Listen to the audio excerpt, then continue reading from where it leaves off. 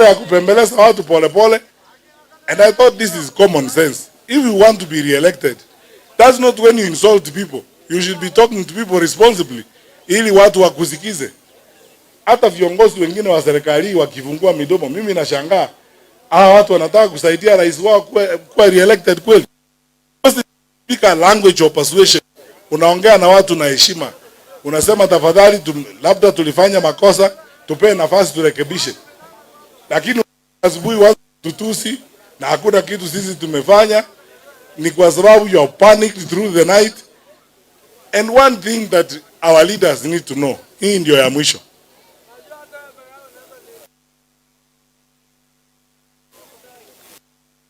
Four years ago, it's Kenyans who work in all these sectors.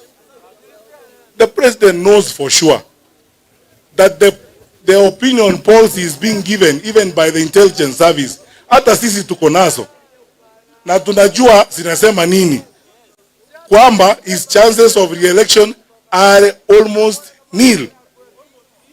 President anajua hivyo, tunajua this. Sababu we are also working with intelligent people. Sisi tumekomboa, tuko kwa serikali, tumekomboa wale tunakomboa. Scientists who are talking to Kenyans, who are putting together opinions, who are profiling things in the country. We are being advised by smart people. We are not loitering around hivi namna hii. Mimi sijafanya mchezo na kazi maisha yangu. And when I was given an assignment 10 years, you know how I worked. And I will not come here and contest presidents na mchezo. Hizi kazi nafanya na msaa. I take my assignments very seriously. So I'm taking counsel from very smart people.